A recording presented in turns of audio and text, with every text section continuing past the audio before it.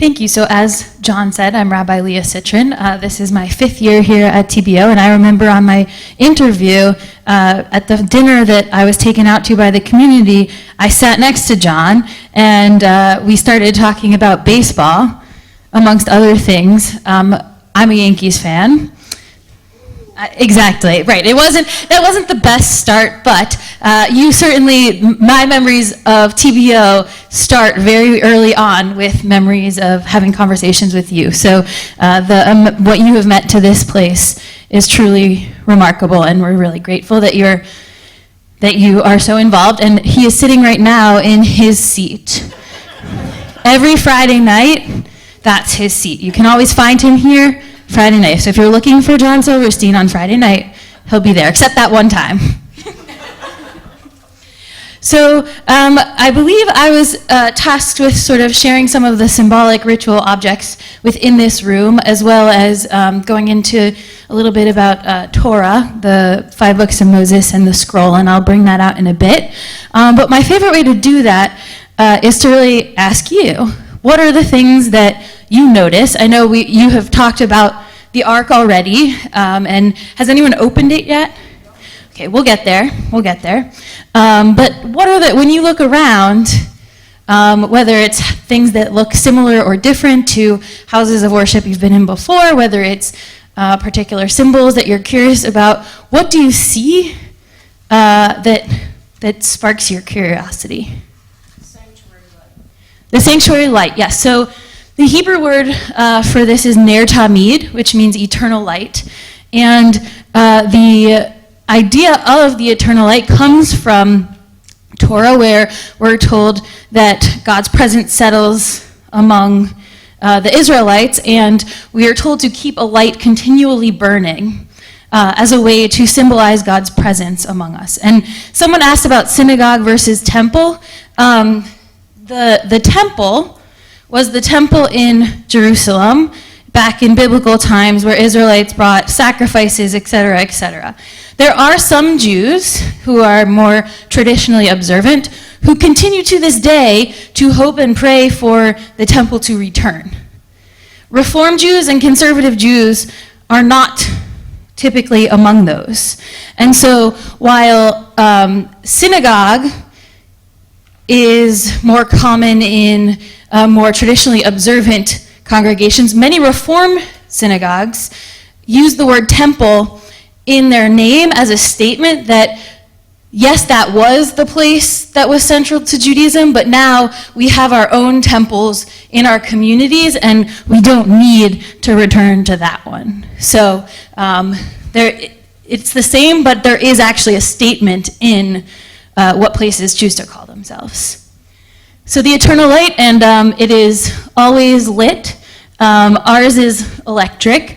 I remember growing up, the one in my home synagogue was actually a candle, and it became a game where the students would come in, and if you noticed that it was burning too low and were the one to tell the rabbi, like, that was really special, because then you got to help in replacing it. Which, anyway, fun fact. What else do we see? What is that right here? It looks like a chalice. Mm-hmm. Yeah, right here. Yeah, so what we have here is sort of a setup for Shabbat, the Sabbath, which begins on Friday night. And there are 3 blessings. Well, there are more than 3 blessings, but 3 typically associated with Shabbat, with welcoming the Sabbath. The first is lahadlik ner shel Shabbat, which is lighting the candles of Shabbat. So 2 candles are part of that. And then we have kiddush, which means sanctify or separate or make holy. And that is a blessing over wine or fruit of the vine that is... So there would be something in here, there's not. And we offer a blessing thanking God for the sanctification of Shabbat, and offer a blessing over the fruit of the vine. Well, this sort of correlates to me in the Episcopal Church. Those 2 candles are like the Eucharist. We take communion. And of course you have the chalice with communion. And it looks like you have, I don't know whether it was top over the chalice or whether it was Yeah. It looks, it's sort of, it's like the Episcopal service. It is not. There are similar symbols, and they ultimately originate from similar places. In terms of the top, I think that's just an artistic design on this particular Kiddush cup. I don't know anything about it other than the two tablets are here as a symbol, and it looks like. Oh, around it says Yehi Or, which means let there be light, which is the first day of creation, the first story of the Bible. I don't know why it says that on the Kiddush cup, though. Please. A little information about Amazing. that I just got in the last couple of days. That cup actually was given by someone who was Jewish and was, I think, in the legislature. And I can't come up. Oh, Robert Weinstein. Y'all know who he was. And he was from Lumberton, and he gave it in honor of one of our rabbis, Buzzy Byfield. And it is sterling silver, and it has gold inside, which I assume is also real. And the thing that's so interesting to me is that it was done by a silversmith, Daniel Blumberg, who's from Philadelphia, and he was a dentist. And you really hear about dentists doing this kind of work a lot, and that's who did it. So, I just learned that. Well, thank you. I just learned that too. Yeah. Thank you. What else do we see? The pair of what I would call menorah. Yeah.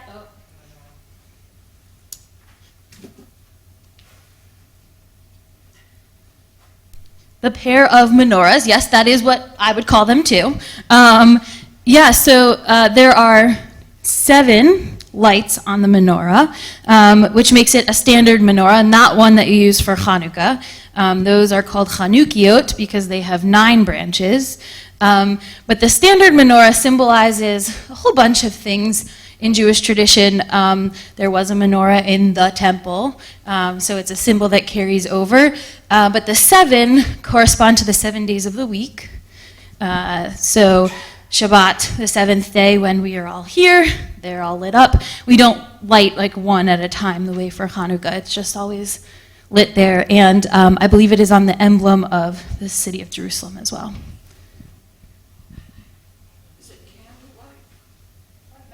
Is it candlelight? Those are not. Those are electric. Yeah, they have the flickering. I don't know. Light bulbs are cool these days. The cabinet. Tablets. Yeah. So the 10 Commandments written in Hebrew. The way that Jews count, because there's a slight difference in the way we count the 10 Commandments, but there are 10 of them. Anochi Adonai, I am Adonai.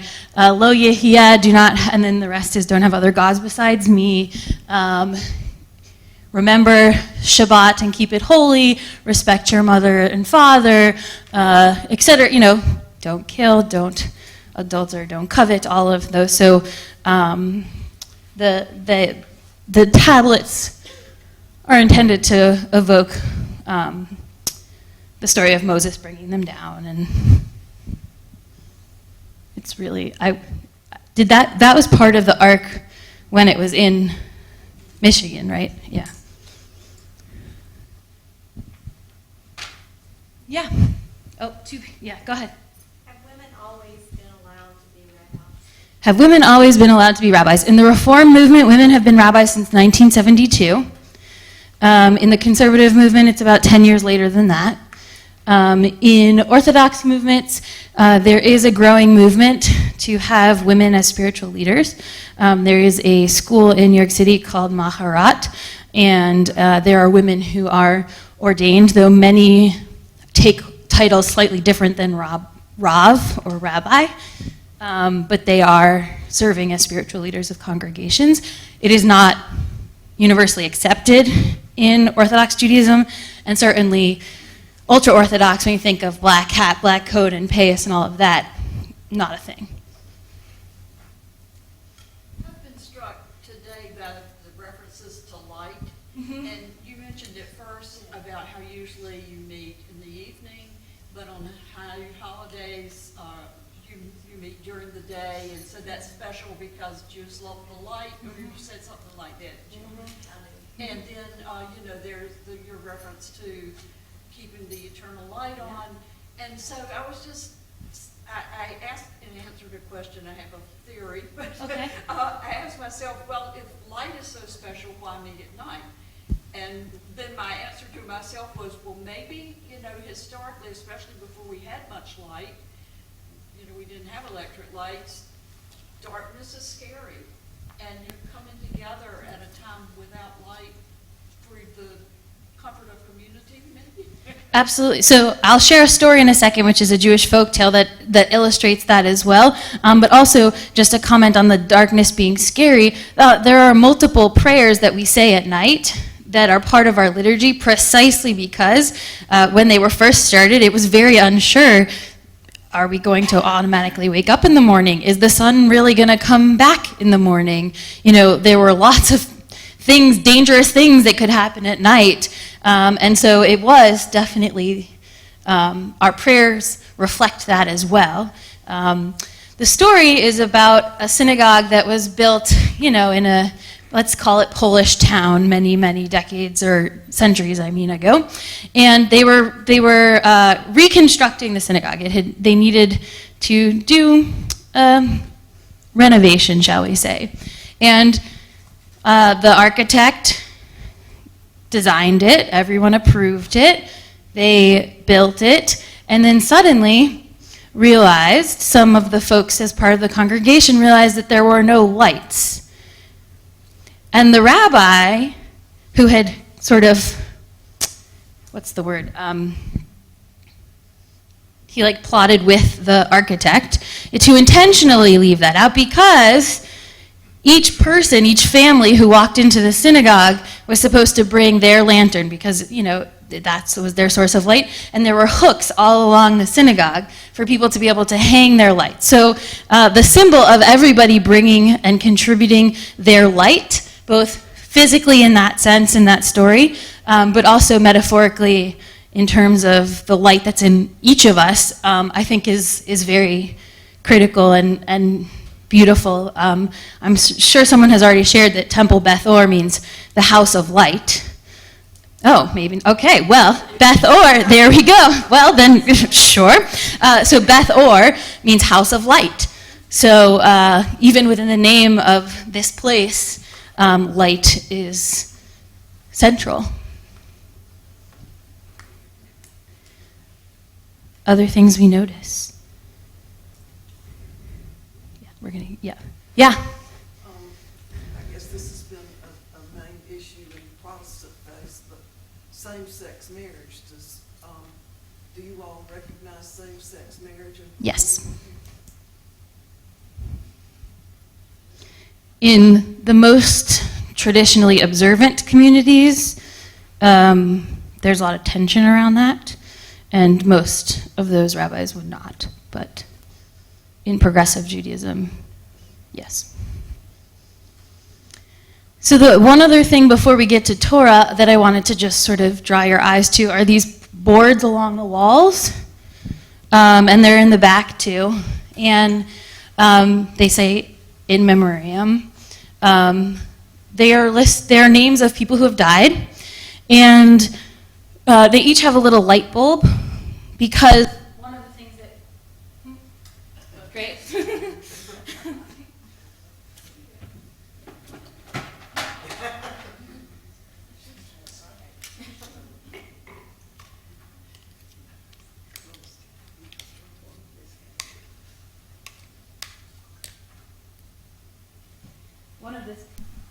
One of the things that Jews do on the anniversary of someone's death is to recite the Mourner's Kaddish, a prayer that celebrates life and marks the death each year. And so when the date corresponds with the date currently, the lights will be lit up as a way to notice and remember those who came before us. Yes? The medallion, and then the curve, The medallion and then the curve. the carvings. Uh-huh. Do they all say something up there? Right above the tablets. No, that is just the design. Yep. So the medallion, do they represent anything? Not that I know of. It was a style of art, but I'm not an expert in that, so I'm not going to say what style. Yes? This is more noting an absence of something, and there aren't any kneelers. So I assume that when you pray, you don't kneel. Correct. We don't. We sit and we stand, and we sit and we stand. And there are times where we bow, bending our knees and bowing over, but we do not kneel. Technically, there's one time a year where some people do, but we don't. So we're going to not institute that. Sure. Sorry. Don't apologize. Most Protestant churches and the Catholic Church will have choir areas, and I know that singing by the rabbi is very normal in the Jewish community. Do you have times when the whole congregation is singing, or what is? Yeah. That's a great question. So some rabbis have musical talent. On our clergy team, one does and one doesn't. We're going to leave it at that. But also there are cantors, or in our case we have a music director who serves as the musical leader during worship. But much of our service is intended to be participatory, or at the very least call and response. And so in our prayer books, sometimes that's noted based on indentations, like you can tell when everyone's supposed to respond, in song and in reading. And then as much as people want to or are able to, people are invited to join and really make it a communal experience. And I'm sure Lexi will talk a little bit more about that when she talks about the music stuff. Yes, that is our prayer book. And it's oriented in 2 ways. It is oriented in, I don't know about 2 ways, but in what you would probably most likely consider backwards direction from an English book, because Hebrew moves from right to left. So you'll see on any particular spread there is a mix of Hebrew and English. Hebrew transliteration for those who don't read Hebrew, and then there's always a translation, and then there are interpretive readings as well. And so as service leaders, we plan, what's the tone we want to set and what would we like to communicate in our prayer, and then that helps us determine which pieces we pick. Yeah. All right, we're going to get to Torah now. So one of the things, whenever we open the Aron HaKodesh, the Ark, Aron HaKodesh is the Hebrew word for it. Technically, that means sacred closet. It's where the Torahs are kept, and when we open the Ark, we invite the congregation to rise out of respect. So I'm going to invite you to rise if you're able as we open the Ark.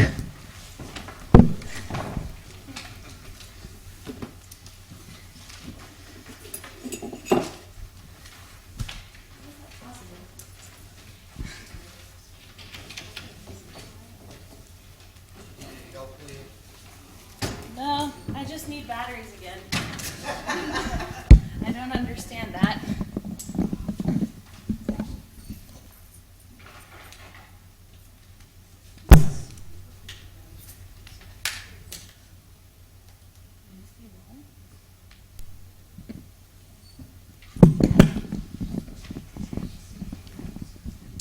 So we have 3 Torah scrolls that are here right now. As a synagogue, we actually have 5, but we keep 2 in a safe because the odds of needing more than 1 or 2 at a time are slim, and there's no need to keep them all out here. I'm going to take it out and then I'll have you sit and then we'll go over the other pieces.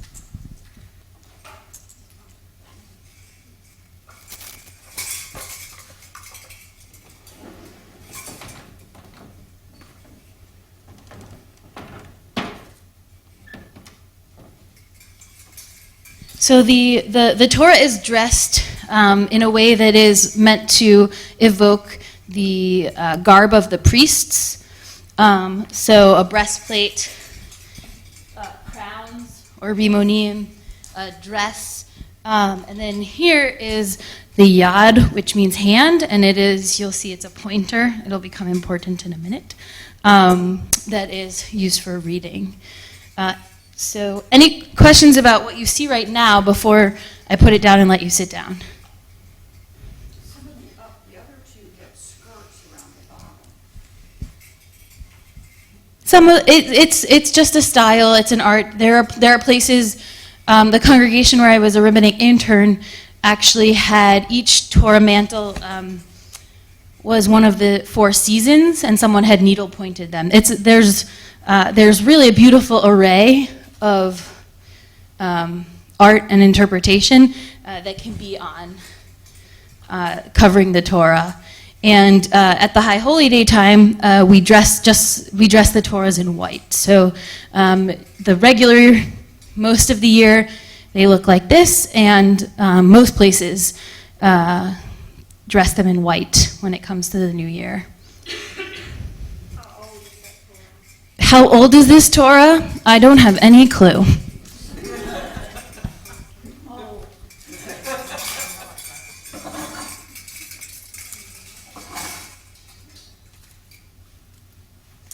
The one in the middle of the ark actually was rescued from the Holocaust. So that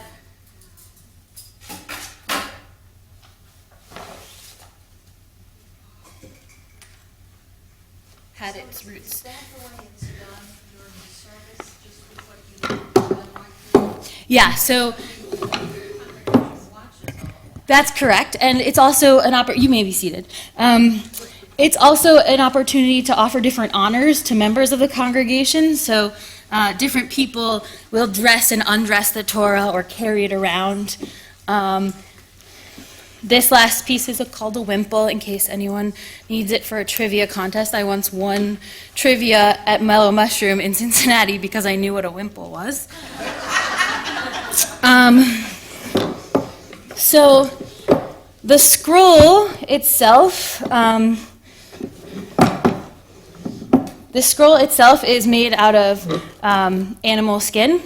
Nothing that the Torah is made of, nothing that is adorning the Torah can be made from a metal that is also used in weapons of war.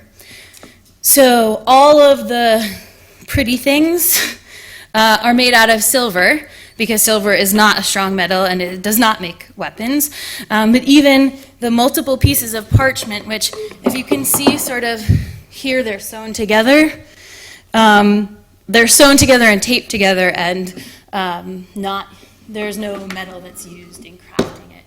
There are special scribes, sofrim is what we call them, a sofer or soferet, and they train and apprentice and develop a special talent and skill in the calligraphy of writing Torah. In a bit I'll lift it so that you can see the inside, but every Torah scroll is handwritten, and every Torah scroll has the same words. It's not necessarily set up the same way in terms of the columns, but the words are the same, and it's the 5 books of Moses.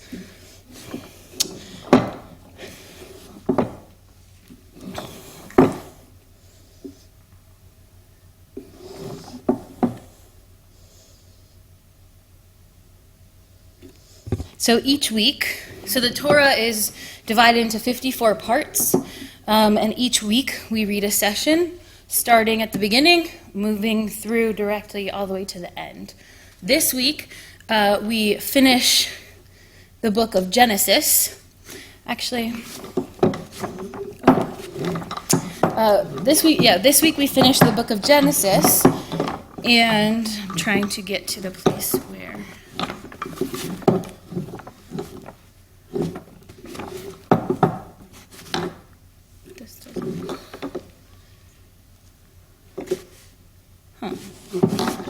Jacob is the, oh, he's reading back. So it corresponds with the date. We have a young man who will be called to Torah as bar mitzvah, but due to family circumstances, we had to change his date, so he's actually reading from earlier, which is why I can't. All right. And once a year, on the holiday of Simchat Torah, we unroll the whole Torah around the congregation and get a chance to sort of do a tour through Torah. So before I read, I'm going to show you what it looks like. It takes about a year for a scribe to write a Torah. If the scribe writes the name of God incorrectly, they have to start that entire parchment again. So mostly what the practice is, that a scribe will go through and write, but leave blanks any place Yod He Vav He, the tetragrammaton or name of God, is supposed to be, and then come back to that after. Some scribes even go to mikveh, the ritual bath, before preparing to write God's name as a ritual to appreciate the sanctity and the holiness of writing that in Torah. Anything else can be scraped off and sort of edited as needed, but God's name is the exception to that. So if you all, oh, go ahead. How do you find your place? How do you find your place? It helps if you know Hebrew. So the answer is you have to know what you're reading and be able to find it. There are breaks in certain places. So what I'm going to show you is actually the break in between the book of Genesis and the book of Exodus. So for example, a week like this week, when the portion is the end of the book of Genesis, you go to this spot, which is very clear, and then you can work your way backwards. But it takes practice, and also is not always, there have been times where I've gotten up here to read and that's not it. And so you scroll a little bit and you try to know which parts of the story come before or after. In Genesis, it's easier because it's a narrative, right? So we're finishing the story of Joseph. So, if I was looking at something that talked about Potiphar, I would know that I'm back a few weeks and things like that, knowing the order of the stories. Once you get into Leviticus or its laws, it's a little bit less simple from that standpoint, but we also have tools to aid us. So this is called a tikkun, and it has all of the Torah in it. On one half of the page it has vowels, and the other it has no vowels, and so this is also a helpful tool because it has the chapter and verses labeled, so I would sort of put this next to that and find where we are. All right, so I'm going to ask you to rise as I lift the Torah and show you. This is you see the big break? So that's the space at the end of Genesis and the beginning of Exodus. Sorry? What? Oh. Sure. I can walk right out.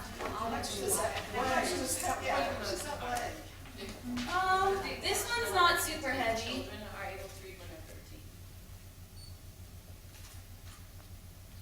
So how long do you read? Are we good? Yes. Not yet. Not yet. Okay. It is heavy.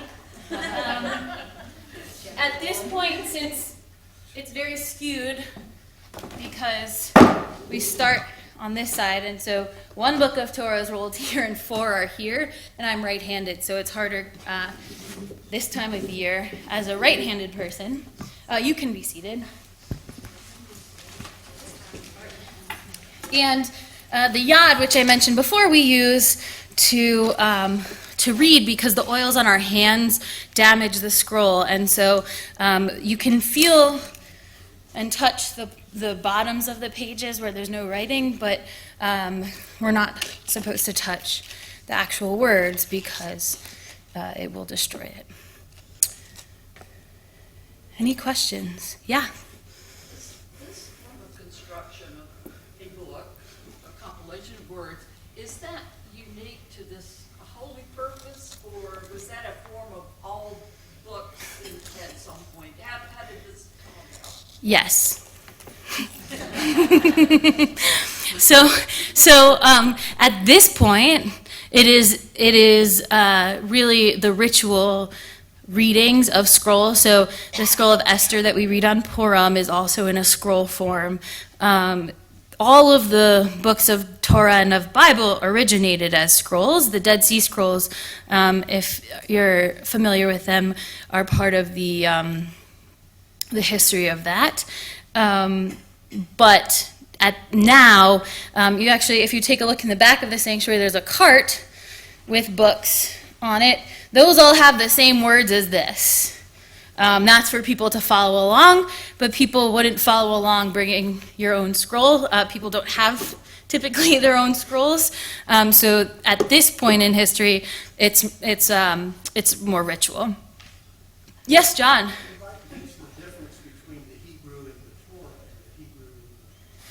Yes, the Hebrew in the Torah has no vowels and is handwritten, and the Hebrew in the books is a font that is printed by some sort of printing press. Is that what you meant? It's a lot harder to read. It is harder to read, and each of our Torah scrolls has a different handwriting, basically, style. So some are harder or easier to read. The bigger ones, it's more stretched out, but it's also much bigger of a scroll. Yeah? How do you choose which of the three you will use? Yeah, so the two on the sides are the smaller ones, making them the lighter ones. So we use those on a weekly basis, in part because the ritual of becoming bar or bat mitzvah that girls and boys celebrate at 13 includes being called up to Torah to say the blessing and then to read it, and they carry it around the congregation. And so most 12 and 13-year-olds, it would be a lot to ask them to carry one of the bigger, heavier ones. And so we alternate between the two smaller ones. The middle one, which is the Holocaust scroll, we read on Yom Kippur afternoon, pretty much exclusively, partially because that portion's in the middle.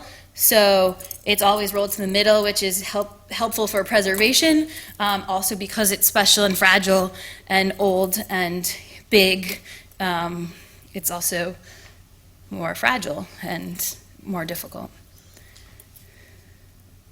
Any other questions?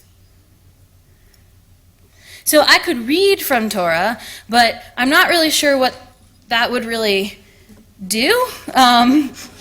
You can find the same words when you look in any Bible, in Hebrew or English. There is a chanting system that comes from the Masoretes, and they set different tunes to different phrases as a way to help people be able to recall it and to be able to publicly recite it. So there is an art in chanting Torah, but the mitzvah, the commandment, is fulfilled both by reading and by chanting, so you don't have to. What other something saw at those large museum and see things that was taken us through Dr. Kanoff's really original stuff. And they talk about things that need to be done, just like an American flag, which you're supposed to do with it when you can no longer use it. That there are standards for what you would do with the Torah, let's Yes. say, when you can no longer use it. I don't remember, so Sure. So anything that has God's name written in it, so the same would actually apply to prayer books, needs to get buried. And it gets buried in something called a geniza. We share a geniza with Beth Meyer Synagogue, and any ritual objects, and specifically books that have God's name, prayer books, Torah scrolls, once they can't be used anymore, get buried as a show of honor and respect. Yes? When you opened the door, I think I saw 3. Uh-huh. Now, you pulled out one. What are the other 2?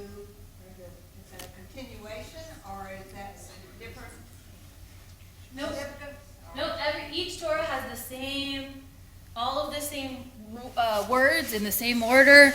It's just sort of like another copy. But each has their own story. I don't, unfortunately, know the story of this Torah. I don't know, John, if you know anything about it, or Alexi, but One of them came to us from a congregation that closed in Wilson, North Carolina, and we absorbed that Torah. The center went from the Czech Republic, rescued from the Holocaust. I don't know what I one have. was purchased by the congregation. Some congregations also you commission a Torah. It's actually a really successful fundraiser because you bring a sofer or soferet in to write the Torah, and actually people can write, like I have written a letter in a Torah, not freehand, right, of course, like the expert is guiding, but it really feels like I wrote it, which is one of the mitzvot. One of the commandments is to write Torah, and so some congregations commission them to be written specifically for them. Some buy it from places, things like that. It's on permanent loan to us from the Westminster Society in England. So it will live with Bethor as long as Bethor is a functioning congregation. If at any point Bethor were not to exist anymore, technically the Torah would then be returned to the Westminster Society. But it was rescued from permanent mestec in the Czech Republic, I believe in 1940. And since then, our senior residence dinner has taken that Torah back to its home site. The congregation is no longer there. It was destroyed in World War II. But it was a very symbolic act to return the Torah to where it came from. So I'm going to ask you to rise one more time as I put the Torah back.